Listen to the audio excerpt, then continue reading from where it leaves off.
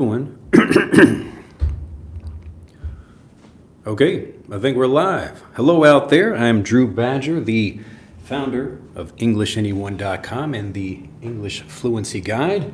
And in this video, we're going to talk about what you should be doing if you are learning more words but not becoming a more fluent speaker. This is something I talk about quite frequently because people need reminders about it. Let's see how we're doing.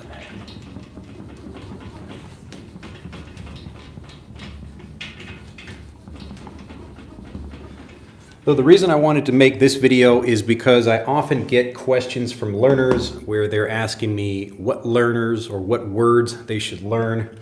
Let me write this down. So what words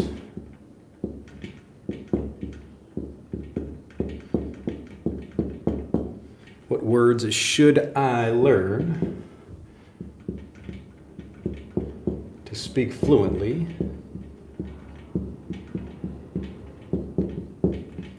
So that's question one. I often get asked this. So what words should I learn to get fluent or to speak fluently? And a related question is how many words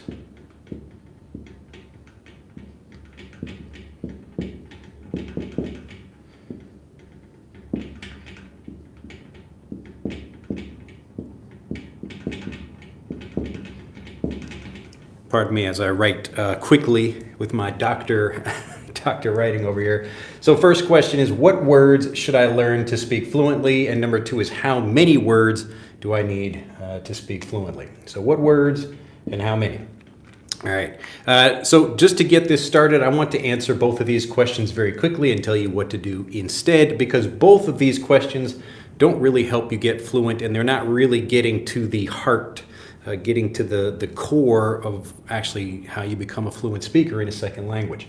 And so when you're talking about what words should I learn, it actually doesn't matter what words you learn because you get fluent word by word or phrase by phrase as you learn more about that particular vocabulary. And I'll explain more about that in a moment. And then the second thing is how many words do I need to speak fluently? And the answer to that is one. So if you remember that, like, you don't really get fluent in a language, you get fluent in pieces of that language. So even me as a native English speaker, there are many English words that I don't know. There are many English topics that I can't speak fluently about because I don't know the vocabulary. So I couldn't get into like advanced math class and talk about string theory or, a lot of other things that, again, I just don't know the vocabulary for that.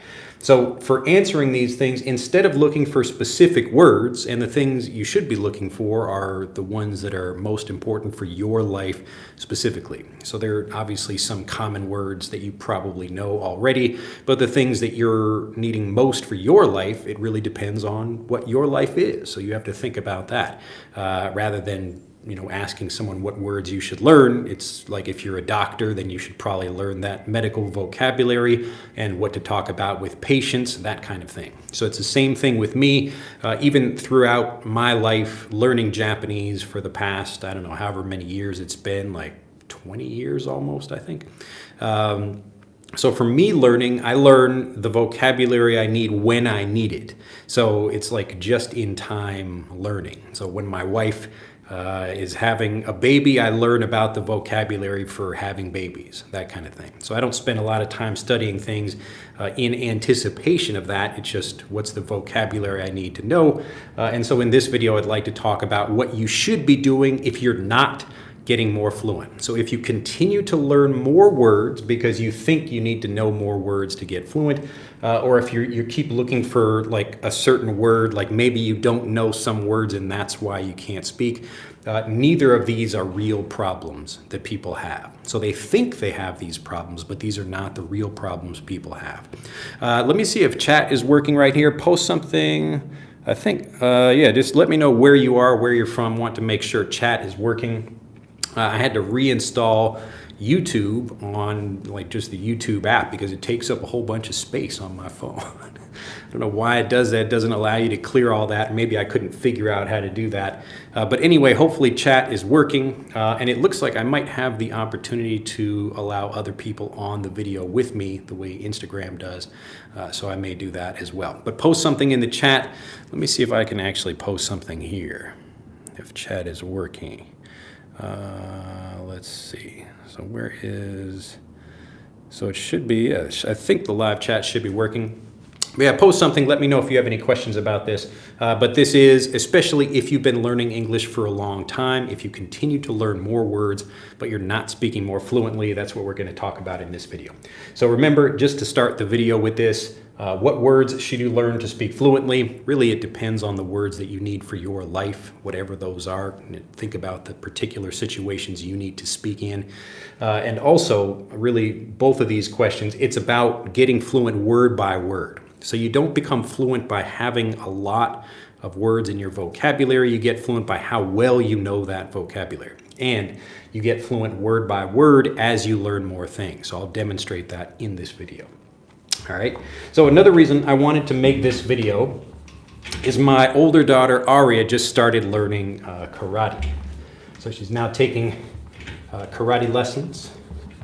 And it's fun as we pronounce it like karate at home and like karate, like the way, you know, Japanese people would say it, but we say like karate at home also.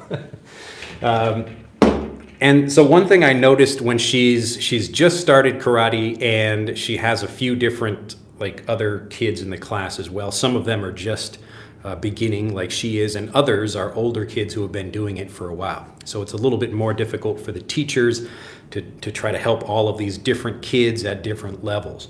But one thing I keep reminding Aria is that like you should focus on one thing at a time until you really understand that, until you can really do it well, and then try to do something else. So maybe I'm reading a book and she comes to me and she says, "Dad, I want to like practice kicking," or something like that.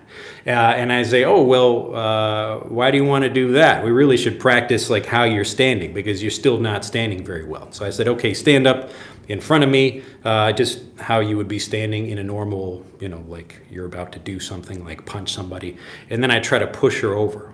And I say, "Look, like because of the way you're standing, it's very easy to knock you down." All right, so we have to practice the actual footwork, the position, how you're standing. I can't really show you here, but the basic athletic stance where you've got your legs a little bit wide and you're squatting down a little bit. So I say watch the coaches, the actual teachers in the class, and watch what they do. And even if they're telling you to do many things, try to focus on one thing and really do that well. All right, now the reason I wanted to share that story is because this is really the thing that a lot of English learners are trying to do. So they don't actually have a good foundation of the vocabulary already, so the words they already know, but they're still trying to add more vocabulary on top of that. All right, so it's kind of like, it's like making a building, but like the foundation is very weak. I think I talked about this in the previous video, but you continue to build more things like on top of it, and after a while, like the building is not strong enough to hold like these higher level vocabulary words. All right, so you want to use something more difficult, where you're in a conversation and you're struggling to remember what I want to say, so I just use basic vocabulary. This is the problem down here. It's the foundation itself that won't let you build up something higher. All right. Now, hopefully chat is working. There must be something wrong with chat because I'm not able to, let's see, all messages are visible. Let's see. And I don't know if I can go in and do anything with that or not. I don't know. We'll see. But anyway, so the basic point here is that if you're trying to add more words, and this is a natural thing people want to do because they think they need to know more words in order to speak fluently, when really the truth is they need to have a better relationship with the words they already know. All right, so do they know those words well or not? So the last thing, a little bit of advice I'll give you about this is if you are in a hole, so imagine this is a hole down here, and you are standing in it, so this is a common English expression. You might have something like this in your native language as well, but if you, see if you can fit that on here, if you are in a hole, stop digging. If you were in a hole, stop digging. All right. So often people will kind of put themselves in a position. Oh no, here's my shovel, and I continue to dig myself deeper and deeper into this hole. All right. And this is what happens when you continue to learn more words, but you're not becoming a more confident speaker. So at some point, you should be thinking, wait a minute, maybe I should stop learning more words and do something different instead. All right. So if this is you, stop digging. I know it's a natural thing to want to learn more words. You see lots of videos on YouTube that are going to teach you lots of words, even though you probably don't remember them when you finish the videos. But this is the basic problem here. So you have to stop learning these things, stop trying to learn more words, and take all the words that you have and become fluent in that vocabulary first. All right. So here's a quick test. And now since chat, I don't know if chat is working or not. This is really weird. Or maybe just no one has any questions and I'm not able to post anything either as well. Let's see. How do I, let's see, live chat. And I don't know how to post anything, which is weird. And I can't post anything either. I don't know. That's weird. Anyway, all right. Well, that's weird. I wonder if that's happening on YouTube as well. This is going to be weird. I'm going to go to the actual live video and see if there's anything I'm not seeing on the channel. That'll teach me to try to do something new. Now let's see how we're doing live right now. Now this might be a little bit weird. Oh look, all right, well there is a chat. This is weird. Now I'm going to have to look at the chat on my, here we go. All right, so there is a chat. No, why can't I get that on my phone? That's really weird. All right, anyway, sorry about that. I might just have to look over here. So if you see me looking down, and I'm looking down, I'm seeing myself as I look down. This is crazy, all right, so there is a chat working, and I'm gonna see if I can use that. Hopefully, we'll put this up here. And let's see what we can do with this. How can I do this?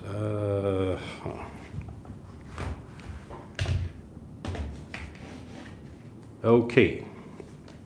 All right, so that's maybe kind of going to work over here. If I can not look at myself, that's going to be a little bit weird. Of course, there's always some kind of issue. Always something. Let me put this over here. I'm going to put a bag over my head so I can't see that. And just see if I can follow the chat. All right. So it looks like, yeah, chat is kind of working over here. And it looks like it's still going through. Okay.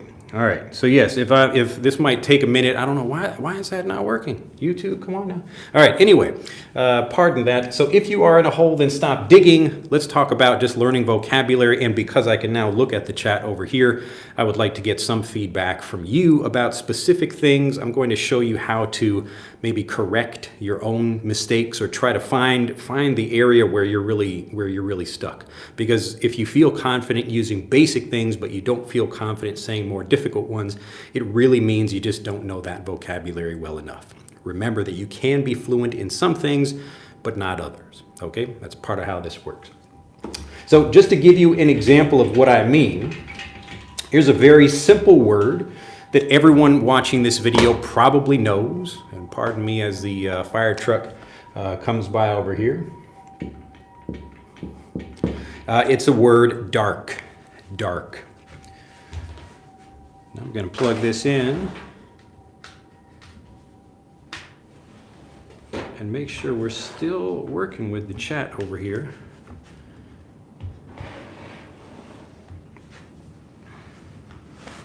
Okay. All right, so the word dark. Everyone, I'm sure, knows what this is, but I wanted to give a few examples of some ways of using this that either maybe you're not familiar with or you want to actually know these the same way a native speaker would know them. All right, so I'm going to check the chat as I do this, which will be a little bit tricky. Again, pardon me as I'm looking down because I've got my computer down here.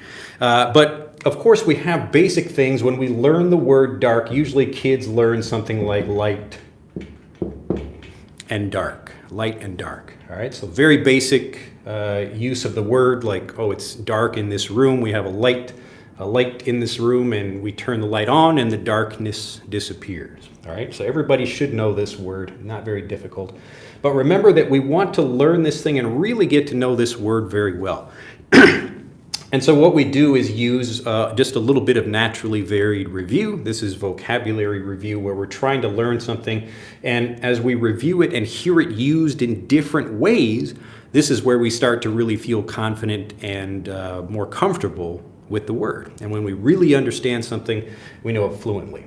So, and like the understanding of something, when you have that level of understanding, that's actually how you speak. So it's not by repeating the word dark to yourself or getting a translation and thinking you know the understanding of it or the definition of it. It's about really understanding the word very well by reviewing it in different ways. Okay? So first, we've got like basic nouns that we can describe as dark. So we might have something like dark beer. Let's just put these in a category down here. We've got some beer, or we've got maybe chocolate. Obviously, we have a dark room, like I mentioned. And so we can talk about different levels of darkness, like very dark or just a little bit dark. Might have some dark coffee. Maybe I think people talk about that. Usually if we have like coffee with no cream or no sugar or anything, we call that black. So let me have a black coffee, or I like my coffee black. I'm sure you can think of some more. Let's see here. Yep, so other people had some different ideas, but this is basically the same thing. Okay, so we've got dark chocolate, dark room, but we can also start getting a bit more interesting, a bit more figurative, like we might have dark days. What does that mean? If we talk about dark days, are we talking about the weather, or are we talking about something else? Dark days. Now see if the chat comes in. I think the chat should be working just fine if people are commenting. Again, I don't know why it's not appearing on my phone. That's really weird. But when we have, a dark joke, that's another good example. A dark joke. You could have dark humor. Same idea. So dark days, typically this means something difficult, like a war is happening, so we have the dark days of war. And similarly, we could have dark times. So we're experiencing something where it's difficult or it's frustrating or maybe some evil. There's like a new evil king or somebody that is, taken over the land, whatever we could describe it that way. And so, we're experiencing some dark times, or I could talk about my past in that way. Like there was a dark period. So you can see these different things. We're talking about time periods. We don't really talk about a dark minute or a dark hour. Usually a dark thing, it lasts longer than that. But we'll talk about a dark period or a dark time or dark times when some bad things are happening. So negative things are happening in that way. And so when we talk about dark chocolate, we don't really mean it's negative. We're just talking about how, like, the color of it, Or same as like a dark room or a dark beer, in the same way we would have a light beer. Okay? So when we're looking at these things, often what students will do is they will get, like, number one, if I'm going to learn a new word and you're starting to learn some new vocabulary in English, even in a beginning English class, it's okay. Here's the class. Today we're going to learn the word dark, and then you get a translation in whatever your native language is. So if I'm going to translate that into Japanese, it'd be like kudai or something. Again, depending on if I'm talking about the room or something like that. So the translation would be a little bit different, but typically you have a word in English that you're trying to learn, and then you have some translation from your native language, or you get a definition of the word. And people might try to even study the dictionary and get lots of different definitions of it. But what you notice, what happens with native speakers is they're trying to learn something and they get lots of different examples in different contexts. And each time they learn something new, they will really deepen their understanding of that word so that they can understand all of these uses, and they can even create their own. All right, when you're at that level of language manipulation, so you can change the word, you can create the word, or create new uses, that's when you know you're fluent. All right, let me check the chat and make sure. Yep, the dark age, the same thing. Notice this is another period of time. So a dark period, the dark age, dark days, dark times, these are all related ideas. And as you hear these, it's like, oh yeah, look at that. We're talking about like, what do we mean by the dark age? Do we mean it's physically dark, or there's maybe a shadow over it somehow? Or do we mean like a lack of knowledge and thought? What do we mean by that? So you'll often hear this, like the dark ages contrasted with the age of enlightenment. So lighten. So we've got dark versus light again.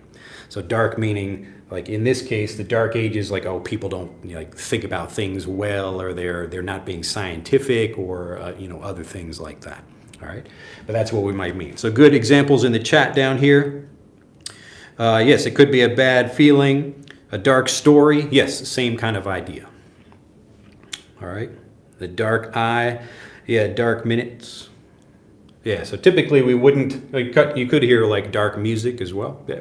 So anything, maybe it makes you feel a little bit sad. And notice how it's all of these different things that come to really create this meaning in your mind. All right. And so as you get this, like a really strong understanding of this word, that's where you start using it fluently. Now, there are different kinds of naturally varied review. This is one where we're trying to look at different uses of the word, so we're prepared. We really understand this very well. We also have like voice vocabulary where we're hearing different speakers saying the same thing. So right now you're only listening to my voice, but you might hear the voices of other people say this word. Like in British English, it would be like doc. We wouldn't have this R in there. It's like doc rather than dark, like the R here in American English. All right. So as you hear all of these examples, and this is why it's really important to get lots of different examples, not only of the vocabulary used in different ways, but also from different people. And then we also learn in different tenses as well. So if we're talking about something was dark, or it will be dark, I don't know, looking at the time, it's getting dark. It will be dark soon. We are looking at dark days ahead. So dark days ahead, looking in the future. Oh no, there's a new presidential election and the new president is going to do something bad or whatever. We anticipate dark days ahead. All right. Is everybody getting this? To go dark? Yep, same idea. So to go dark, that could be when we're communicating with each other and then we stop. So maybe the military would use a phrase like this. So the army would say, okay, we're going to go dark at 1 o'clock. And so maybe we're talking on the radio and then we have radio silence. So we're going dark at that point. Okay. Lots of good examples though. A dark thought. Yep, the same thing. Same thing. To turn dark. Yep. All right.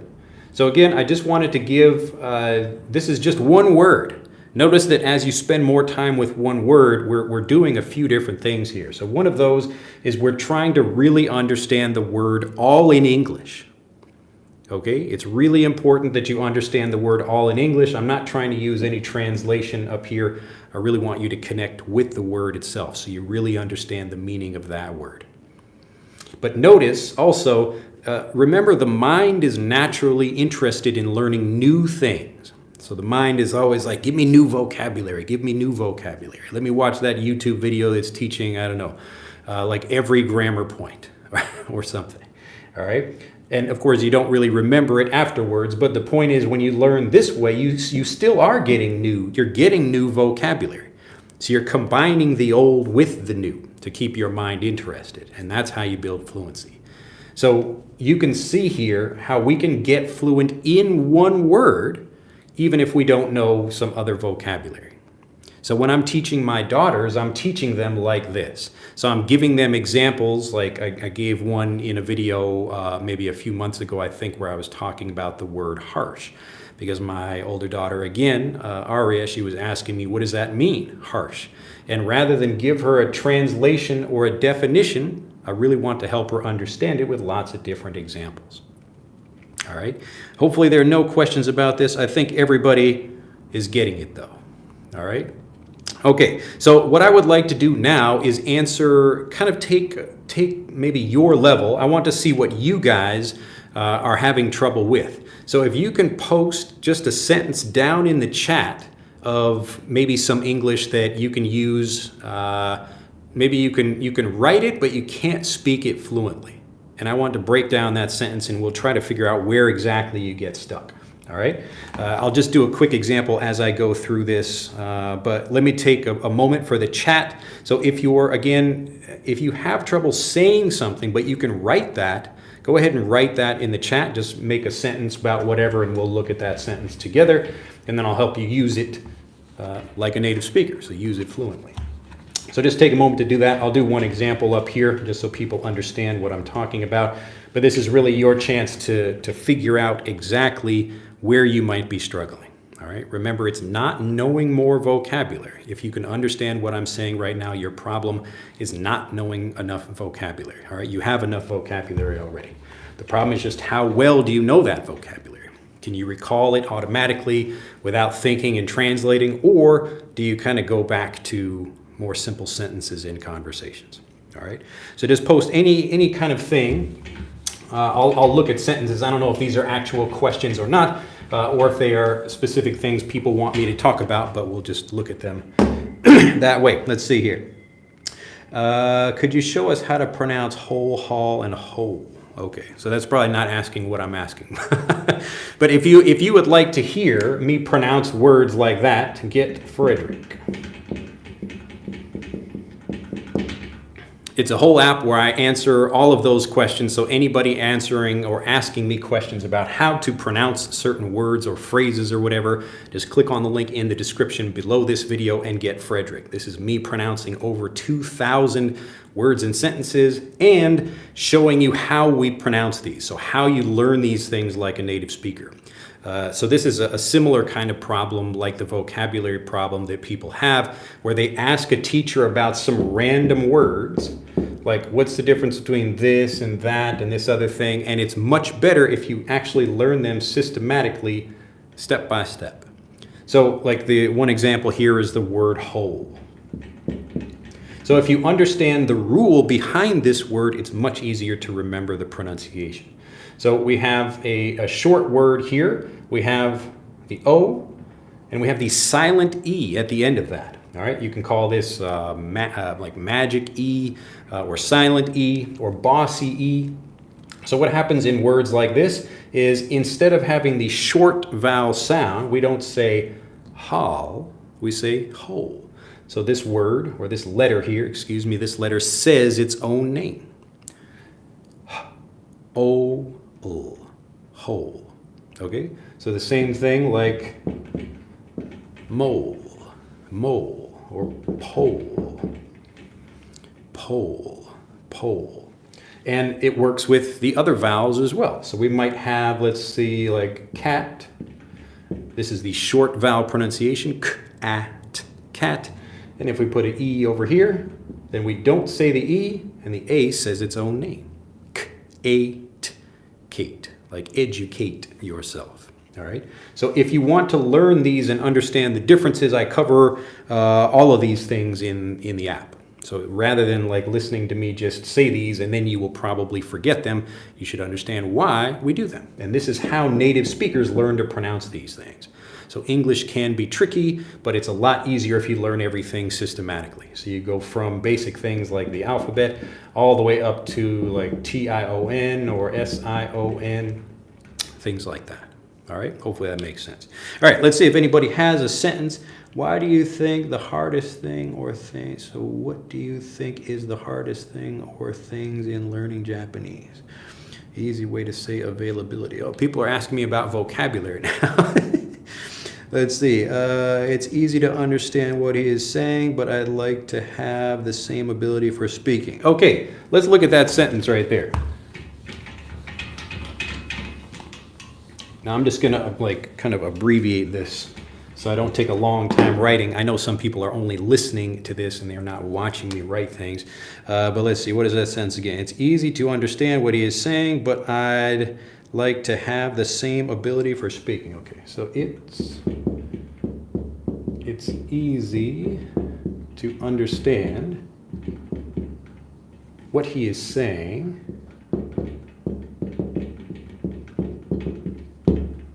comma, but, let's see, so it's easy to understand what he is saying, but I'd like to have the same ability for speaking. Okay, but I'd like to have the same ability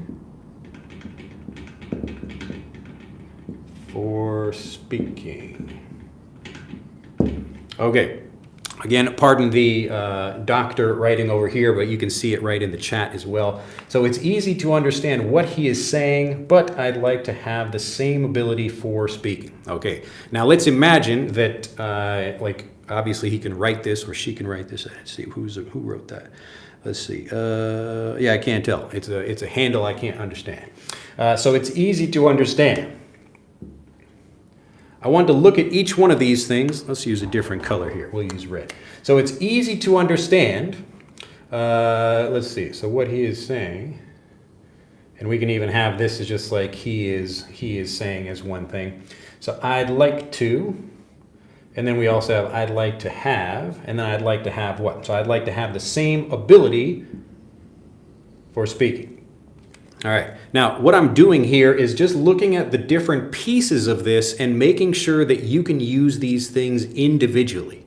All right, remember that if you want to make a long sentence, this is good English, it's correct English, so it's easy to understand what he is saying, but I'd like to have the same ability for speaking.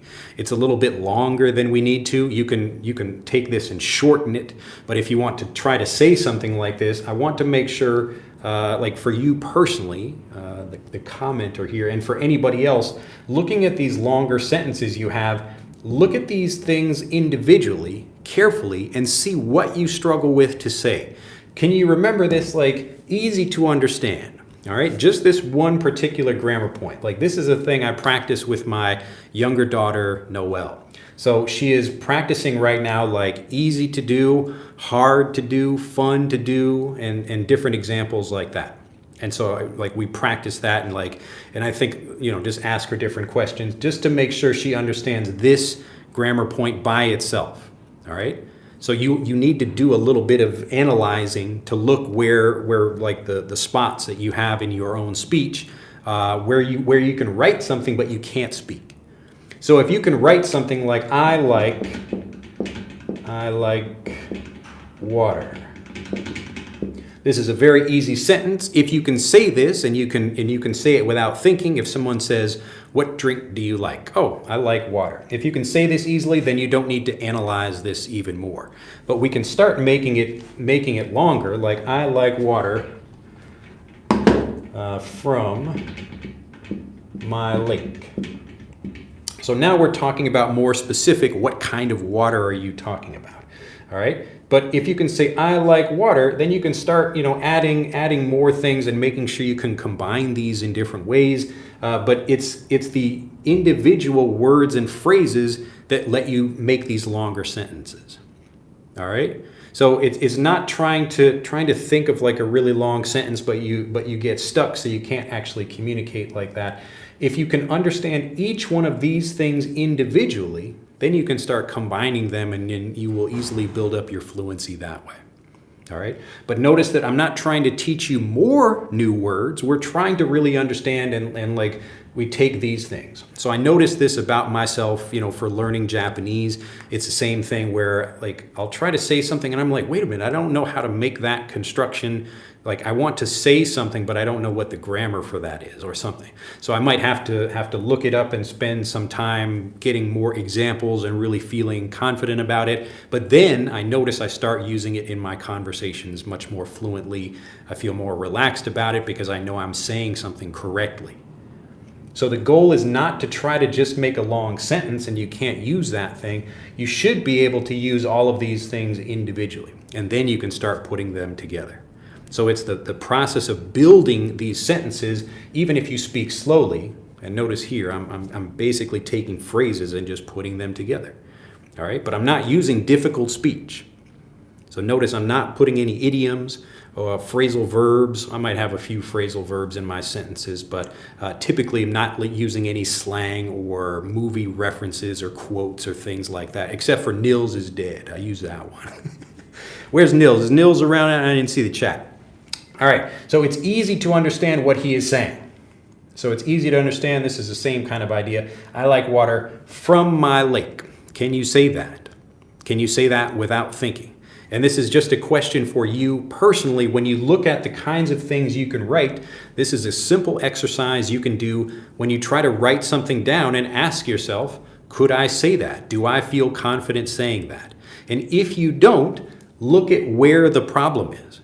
So maybe you feel confidence like using this, like you really know that well. It's easy to do something.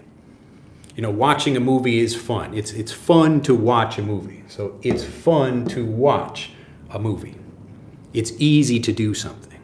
It's great to see you again. So again, we're taking a particular construction, and can you use that? Can you manipulate that? Can you change it in different ways? That's the goal. And this is, again, something very simple you can do by yourself, because I know a lot of people have this problem where they want to say something. They can write that, but they can't say it. So look at the specific pieces of that and think about where you would feel uncomfortable saying that thing. All right? Let me check the chat, see if this makes any sense over here. And again, it's okay to have particular problems with these things. Once you know what the problem is, they're easy to fix. Because most things, it's just a simple thing that we're building on top of that. And this is why I mentioned at the beginning of this video about having like a tower. So if we're going to build a building, if the foundation is weak or it's too narrow, we're not going to make something very tall. So we need to have a wide, strong foundation. That way we can have a much more interesting conversation with someone by using more interesting or longer phrases and sentences, that kind of thing. All right, but that's basically how this works. And so when I'm trying to do this in Japanese as well, I'm looking at something like, okay, this part makes sense, but I don't quite understand what this means. Remember that there are different levels of understanding. So I might recognize something, but not be able to use it fluently. I'm not at that ownership level of, the fluency, the understanding of something. So just like we did with the word dark, we want to take one thing. Even if you only do one phrase a day, just one thing, take 10 minutes or 5 minutes. It might be a quick and easy thing to do with a few examples. But we want to take something so it's easy to understand. It's fun to do. And then we could make that even bigger, like it's a lot of fun to do something. It's great to see you again. It's good to practice this way. It's the same construction. It's good to, and then we're talking about some kind of verb. All right? So if you know how to use this, think about where the particular thing is. Now, I think somebody just mentioned, let's see. So if you have a particular, let's see, what did we do here for, I think someone mentioned like adverbs or maybe, what was that? Where did they say that? So now I'm trying to follow the chat. It's even more difficult to follow the chat down here. Let's see, easy way to say availability. Availability, free. When are you free? There you go. When are you free? Or when are you open? What times do you have available? So you could say, instead of saying available, you could say free or you could say open. So this is a slightly different thing where we're looking at an easier way to express something. That's a different thing. That's a different skill you learn as you start copying more of what natives do. So the more time you spend watching natives, the easier it is for you to watch that. This is why we put so many native conversations in Fluent for Life, because we want people to see how natives really say something. For an example, it's easy to understand what he is saying, but I'd like to have the same ability for speaking. That's just a really long way that, it's correct English, but natives would probably not speak that. Like a very simple way to say this is like, I understand you, but I can't speak like you. So I understand you, but I can't speak like you. Or if you're describing a hope, like I wish I could speak like you. And that's where we get these constructions like I wish I could do this, I wish I could do that. or I would like to.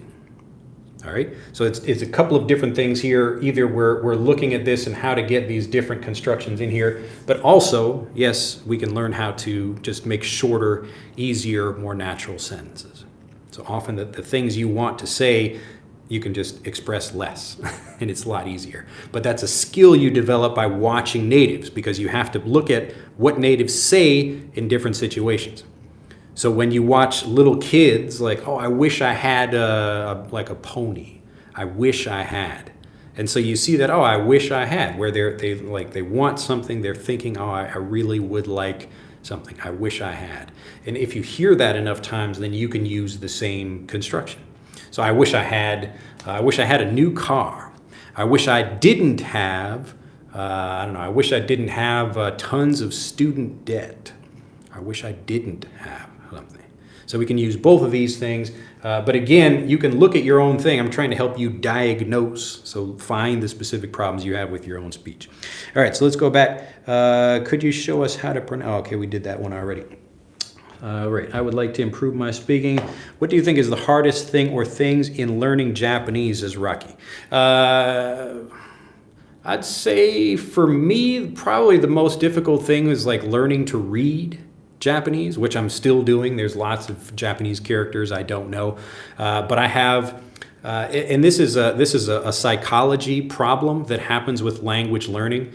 So if you're trying to learn how to read, and you're trying to learn how to read in a new language, it's like twice as difficult, because part of what you do when you read, like if you're trying to, as an adult, learn to read English and you already know English, then if you're a native English speaker but you don't know how to read. So like many adults in the United States don't know how to read well, or they have a low reading level. So if you're trying to learn as an adult, you already know how the language works. You're just needing to learn the characters for that language. And so you can anticipate what might happen in a story or certain phrases or things like that. But when you're learning a new language, you're trying to learn the characters and anticipate what will happen when you read. And so for me, I'm trying to read something, and often it's like a word I can't even see it very well. Like I'm like, what is that? And then it takes me a while to figure that out. So that's probably the most difficult thing. When I'm just in conversations and communicating with people, it's much easier. All right, let's see if we have. All right, so I think somebody said, so let's see. My pen pals usually tell me I am fluent, but now I have had time keeping in my mind new vocabulary, slang, idioms, or phrasal verbs. I carry on using my simple words of what should I do? This is what you should do. All right, so anybody who tells you you're fluent in writing, yes, you can be fluent in writing. You can write very well, but if you can't speak, this is the problem. It really just means there are certain pieces of this. It's like if we build a bridge. It's a good way to explain this. So imagine if I'm trying to build a bridge. I have like the top of the bridge over here and this other side of the bridge. Now I can have a bridge, just a very simple piece of wood or something, but if there's a crack in that bridge, this is going to be the real issue over here that will stop the bridge. It's not the quality of the wood or like how long it is or anything else. The real problem is this. The real problem is the crack in the bridge. So the crack in this wood. So I know that once, like people start walking on it, this is going to be the first thing that breaks. So we call this the point of failure. F-A-I-L. The point of failure. So if it hasn't broken yet, the point of potential failure, or a potential point of failure. So most systems like this, and this is a system as well. So this is it's a collection of different things working together. And so usually there are some phrases you can't say well and other phrases that you can. And so it's up to you to look at these different things and then to find, okay, if I have trouble saying this, like it's easy to understand. If I have trouble saying that, then I need to go back and review this. And the way I review it is with different versions of this same construction. So again, it's good to understand. So I only change one word. First thing I do when I'm looking at this. It's good to understand. It's nice. It's nice to understand. It's fun to understand. It's useful to understand. Okay, so when I'm looking at these, this is again a naturally varied review where we're changing the sentence just a little bit, maybe even just changing one word, so we really feel confident about using something. This is the goal. It's not just to learn more vocabulary. You can't really say you know that vocabulary until you really use it fluently in a conversation. So it's nice to know, it's good to know, and now we can start changing it into something else. So it's easy or nice or good to go. It's nice to go. It's good to go. Go where? It's nice to go to the park. It's nice to go to the park. It's fun to go to the park. It's relaxing to watch something else. So we get fluent as we really feel comfortable with this by reviewing it and manipulating it in different ways. All right, so you have to look at the particular thing. If you know English like you do, but you still have trouble speaking, you have to look at the particular things that you struggle with. And then just, you can either like get that information from me or you can try to figure it out by yourself, but just try to take something and get lots of examples. It's usually a lack of examples that causes people to not understand something well enough. All right, let's see. Okay, I read that one already. So practice with movies, it's the best way. Can you teach the noun possession? Can I teach a noun possession? I'm sure that so something like that would already be covered in lots of YouTube videos anyway, if you're looking for specific grammar points. I'm not 100% sure how to use fair share of something. I hear it many times, but this is something I can never use in my speaking. All right, perfect, Sayudi. This is a great example. All right, so let's look at this, and this is a shorter example of something. So when we learn a new word or phrase, we want to manipulate that enough until we get that aha moment of now I got it. Now I got it. All right, as I erase this, click that like button too. There are not enough likes on this video. Click that like button. All right. So let's look at this simpler example. So let's see, what was the specific one? Let's see here.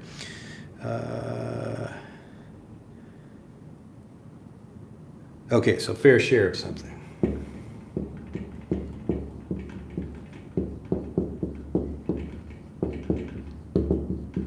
All right, so as I just mentioned, if we have a phrase like this, like fair share, this isn't a period on here, so fair share of something. So we want to look at all of these words and make sure that we understand what they mean. All right, so first one, something, you probably know what that is. We're just talking about something in general, like we don't know, like this marker is something. The microphone I have in front of me is something. All the things in here, this whiteboard is something also, okay? Most people know what this is. And of, we're talking about, well, like maybe like one of something, like a part of some kind of group. So one of these markers is red. So I have two markers, a group of two things. One of them is red. All right, you probably know of also. So fair share becomes something like, what does that mean, a fair share? So first, like to share something means I'm going to give you some of that. So this is the verb to share. So I want to share something with you. Let me share some advice. Let me share a story. Let me share my markers. So I give you one of my markers. Let me share some of my food with you, all right? So that's a noun, or this is the verb here, so we have to share something. But we can also have the noun where we have shares like pieces of something. So just like we have shares of a company, so you might call this like the particular stock, but we can also call this the shares of a company. So your portion, or how much you have, what percentage of this. So if I have something and I cut it in half, then your share is 50%. So you have, let's say, a 50% share of a particular company.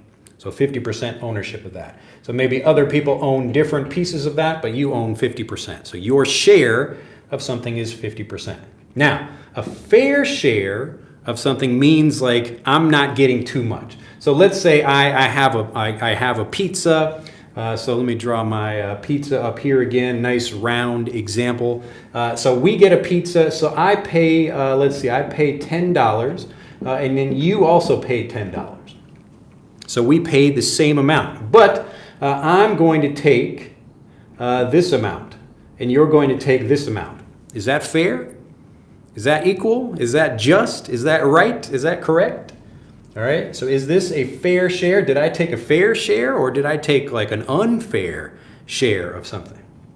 Now this is an example with like something like pizza, but you can do the same thing at work. So maybe I'm at an office. Let's just imagine I'm getting too many pictures over here. If I'm at an office and there are two people, and this guy does 10% of the work, I do 90% of the work, and maybe we both get paid the same amount. Is that fair? Did we both do our fair share of the work? Did we both do our fair share of the work? Well, he only did 10%. I did 90%, but we got paid the same amount. Is that fair? That's not fair. All right? So this is what we mean by like being like fair share of something. So you can have your fair share of work, or your fair share of fun, or your fair share of, whatever, like a physical thing, like a pizza or a company. So if I'm getting something, and we can again contrast that with an unfair share of something. See if that makes sense. All right, Niels is here. Glad to see it. All right. Hopefully this makes sense. Let me know if people are getting this or not getting it. But notice how I spend a lot of time on just one phrase. Because if you feel confident about this, then it's like, yes, I got it. Now I can use this in my conversations too. All right. So as an example, we might use this like something like if you're talking to your boss or something, you can say, I don't feel like I'm getting my fair share. So I don't feel like I'm getting my fair share, and it could be fair share of, revenue or something like that. All right? I don't feel like I'm getting my fair share. So when you think share in this way, it's like fair amount, fair portion of something. So you have a whole, and then you're going to take a piece of that. That's your share of that thing. So maybe some thieves get together and they steal something, but then they give out pieces of that to the thieves in the gang. And so maybe some of them, like, they still give a fair share to each other, So if they steal something, these are some jewels, and they're going to kid it, like maybe the boss, he gets 25% because he's the boss. That's his fair share. And other people get, I don't know, maybe like 10% or something like that. And if everyone thinks that's fair, then that's your fair share. But if you don't feel if it's fair, that's unfair. All right? So it's not a fair share of something. All right. Let me know if that makes sense, though. All right, let's see if we have anybody. All right, so Sayudi, let me know. Let's see. All right, well, I've just installed Frederick. Glad to hear it. Yes, so do install the app if you'd like to not only learn the pronunciation of words, but also build your vocabulary and start understanding grammar the same way natives do. So if you go back and review these basics, I promise you will feel much more confident in your conversations. All right, let's see. So prepositions, somebody else mentioned. Yeah, that's the same thing. So if you're using prepositions and you don't know what is the correct word to use, that's a really simple thing. You can go back and just check that specific thing. Like, do I understand like on or in? Like I was asking my wife, it's similar to a preposition. These are called particles in Japanese. But I was like, do you like hang your laundry like out? Or do you, and I was asking about like which particle was the correct one. So I was trying to remember, because often like there you understand a pattern for something and then there's an exception to the rule. All right. So sometimes you need to review that. But this is why even me, I love to go back and review basic things in Japanese, because I might even go back to some textbook I had like 5 years ago just to look at it and see like how much my Japanese has improved, like how much faster I can read through it, or other things, just to check those examples. All right. But let me know if that makes sense. All right, nice to see everybody again from, let's see, Brazil. People over here, merci pour vous conseiller. Thanks for your advices. Yeah, pardon me as my French pronunciation is not very good. I did fail French in high school. All right, let's see. I was watching your last live video and I realized you were live again. Look at that. I watch your videos and use your tips in the acquisition of other languages, and I'm learning, very helpful. Says Matthias, if I'm pronouncing that. Yeah. Again, like the things that I'm talking about for learning English are just as valuable for learning any language, because we all get fluent in any language in the same way. All right, pretty easy. All right, let's see if anybody had, let's see. I think everybody gets it though. All right, if there are any other questions, let's see, what time is it too? All right, we've been going for an hour almost. All right, let me erase this. But is everybody getting this? So if you are trying to get fluent and you don't feel fluent already, or you feel fluent in some things but not others, then focus on those things that you need help with. So I can answer any questions now about things like that. So just like Sayuri was asking about this particular grammar point or this phrase. And so if anybody has any questions, you can feel free to post them down below. All right. Let's see. Thank you. I understand it better now. Glad to hear it. Yeah. So each time you go through it, and if you're still not 100%, then go look for more examples of that. So you would go to Google, for example, and look up like whatever the phrase is. So like fair share of. So put that in quotes. So write like quote fair share of whatever the particular thing is. So we're going to put quote and then the sentence or like the phrase or word and quote around that, and just search that in Google and it will give you examples of that thing. And so you will probably find lots of like companies or people complaining about something or talking about their fair share. So people love to be fair and they want to make sure they're not getting some unfair portion of this. And this is like, and again, this is like a very common thing you will see in life, which is why this is a good phrase to know. And as you mentioned, it's something you see frequently. You know, this is just a quick story about this, but I was watching a video, it was like a psychology video about a woman. So this woman, she was, I think she wasn't a zookeeper, but she was training monkeys or doing an experiment with monkeys. So she had 2 cages. So this is the lady standing here, and she had 2 cages of monkeys. We'll just put I'm not going to draw this very well. So imagine these are 2 monkeys over here. And so she gave like a grape, a delicious looking grape to this monkey over here. And then to this monkey, she gave a rock. So this monkey gets a grape. And this monkey can see what the other monkey is doing. So they're right next to each other. So this monkey gets a grape and he's very happy. He eats the grape. And this monkey sees that and then she hands him a rock. And you know what he did? He threw the rock back at her. So he took the rock and actually threw it. He was like, I'm not getting, like, where's my fair share? Let's just say that. So I want my fair share. I want my fair share. Where's my fair share? Okay, so this monkey did not get his fair share. He didn't want a rock, he wanted a grape. And he expressed his displeasure at this lady. But I think you can find this video on YouTube still. It's pretty entertaining though. All right, let's see here. Yes, I got it. Eunice says a perfect explanation. All right, so remember, it's okay to spend more time with that. It's much better if you don't feel you really got it, go back and review it again. Just try to make a different sentence, find a different way to review something. This is what we do, like in Fluent for Life. We really want to have people understand things, and we want to go through things again and again. So often we will imagine like a situation, so someone talking about being frustrated, or someone talking about being in love or whatever. How do we talk about that? And how do different people describe that same situation? And as you see more and more examples of this, it will naturally develop your ability to speak, because you understand, I should say this in this situation, and you feel more confident about that. All right, let's see. Hi, thanks for your videos. What's the best English test?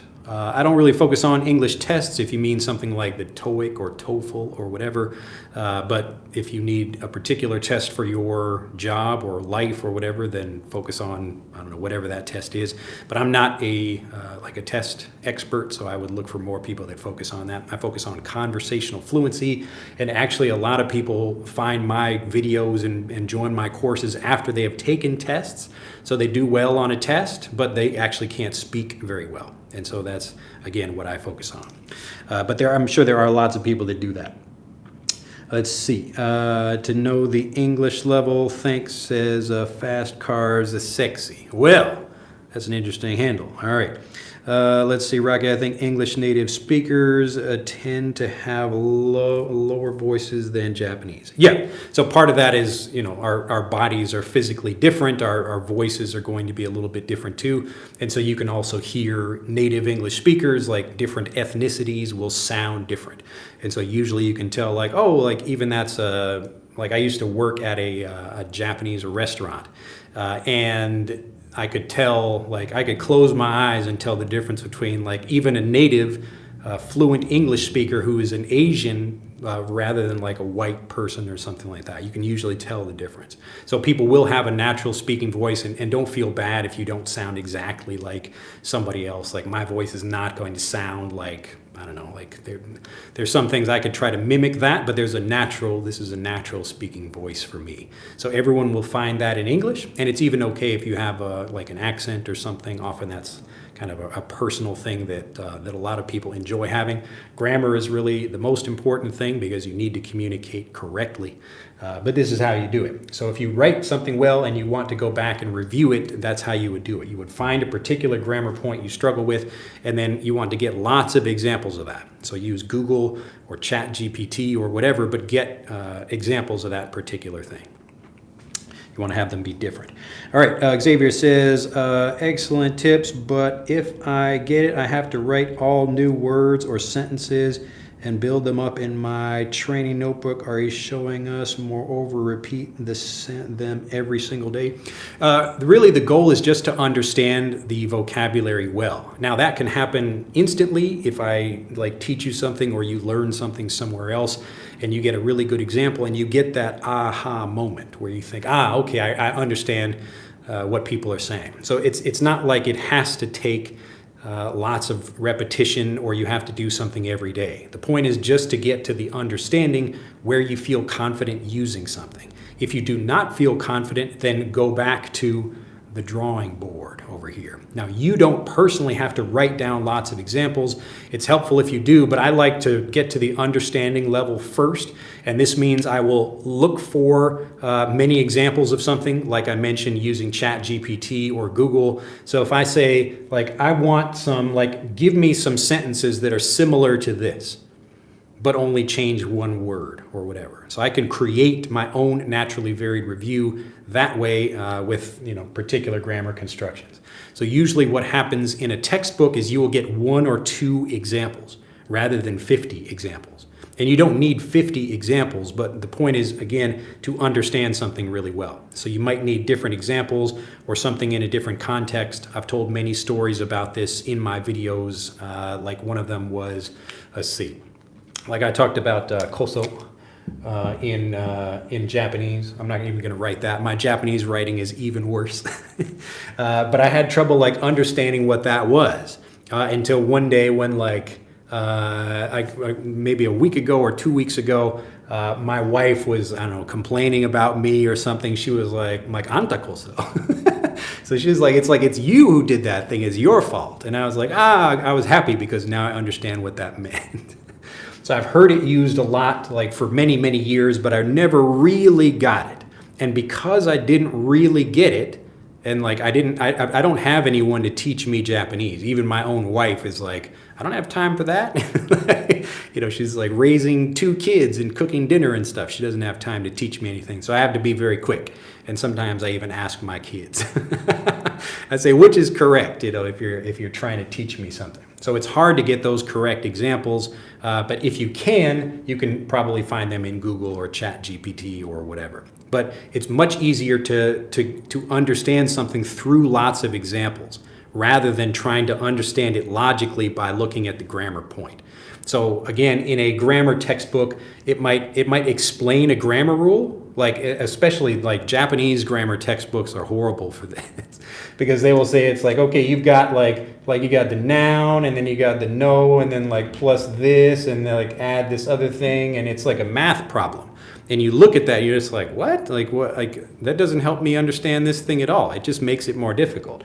But instead of doing this, if I look at a lot of examples and I build something up like very simply, like I want to understand, like if I'm teaching you Japanese and I say, look, adjectives come before nouns in Japanese, the same way it is in English. Now I can tell you that, but it's much easier if I just give you some examples, like I'm teaching you like, look, red marker, black marker.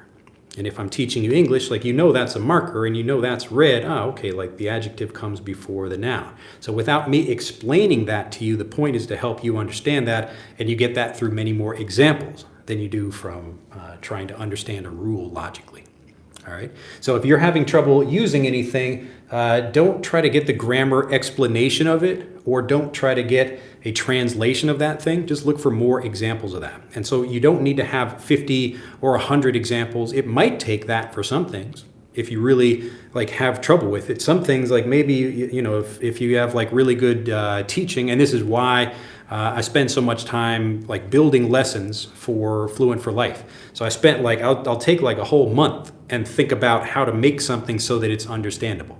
All right. And even then someone might still be like, I still don't get it, and so we have to go back and help with answering questions or whatever. But most people can understand what I'm teaching because I think a lot about how to help people understand it easily. All right. So you don't need a lot of examples, but often when you're learning by yourself, you do. All right. Let's see. Slee says, I have to go. Thank you so much. I'll watch the replay. Glad to hear it.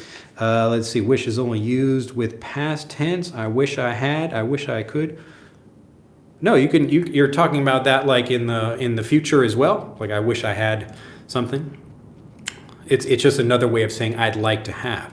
And this is again another reason why we don't worry about specific grammar rules and say like, well, that word is for the past or whatever. Like there is no like meaning of a word other than the meaning in a situation. So if I'm talking about something that happened in the past, I can use that as well. So let's say yesterday I was in a car crash. Like, oh, I wish I had not been driving with my eyes closed.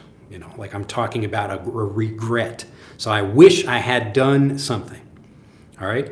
But right now, like I'm in a boat and I'm in the middle of the ocean. I wish I had some water. That's happening right now in the present. I wish I had some water. Or I could talk about it in the future, like I wish I had, it's basically talking about the present, but the point is it's not talking about the past. So I want to I wish I had a new house. I wish I had a new car. I wish I had. All right. So if you listen to the examples of those things, rather than looking at the grammar point, then you will see, okay, when can natives use this? And then you will feel more confident about using it. All right, let's see. Eunice says, this sentence got me confused when I heard it the first time. I feel like pizza.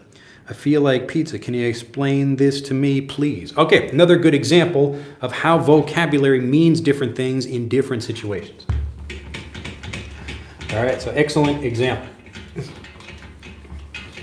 All right. Remember, the reason that we don't want to translate something, so let's say we take the word feel, and we get, okay, here's a translation of that, or we get like a definition of the word feel. Then it's stopping you, it basically closes your mind off from all of the other examples of vocabulary that natives would know. All right, so remember that natives, they connect vocabulary to situations, and you might have a word like feel, and there are different situations but related to that, just like we covered earlier in this video with the word dark.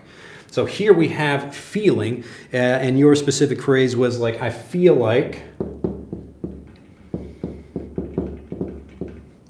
pizza.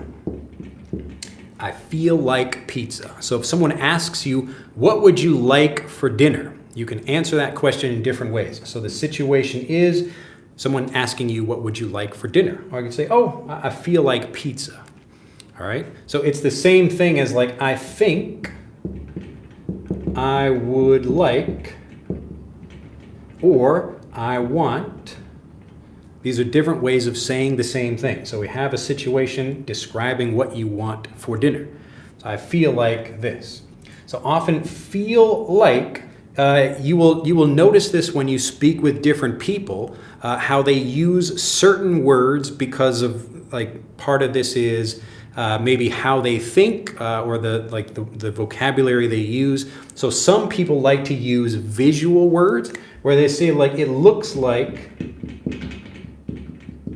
or maybe like I see something. They're using visual words. Other people use like auditory, so they're talking about sound. Like it's like I hear you.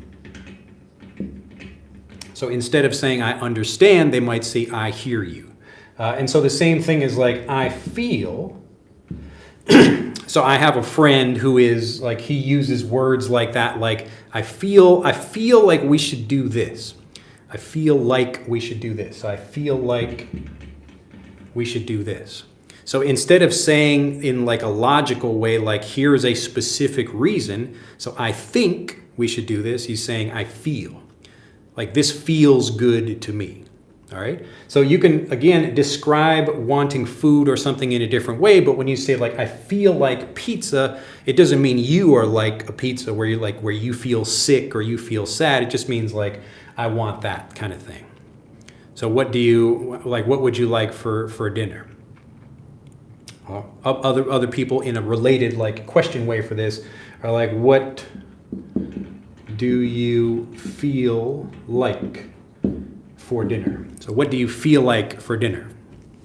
What do you feel like for dinner? That's me like asking a kind of feeling question. I can also just say, what would you like for dinner? So what do you feel like for dinner? What do you feel like for vacation? What do you feel like doing? What do you feel like doing? So it's a kind of softer way and a less logical way of expressing something because maybe you don't have a reason. You just want some pizza. I feel like pizza tonight. All right. I think there was a food thing called like chicken tonight. So if you can actually go on YouTube and like type in, I feel like chicken tonight. And there's like a whole song about that. It's like, I feel like chicken tonight. It's just a commercial for, I don't know, like some chicken. I've never had chicken tonight, but like that's the commercial. I feel like chicken tonight. Search that.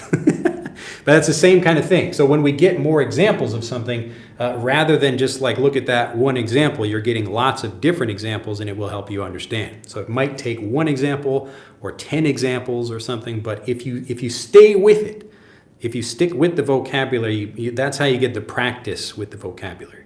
So you notice doing this, you don't need to speak. You just need to get more examples. This is how you can get fluent by yourself because you're not trying to learn just 100 new words. You really want to understand a few words, and then you can use those in your conversations fluently. All right. Hopefully that makes sense. Let's see here. All right. Let's see. So I feel like, yes, so I get like Mateus also answering that. So I feel like ice cream, yeah. So language aside, which country is easier to live between the U.S. and Japan?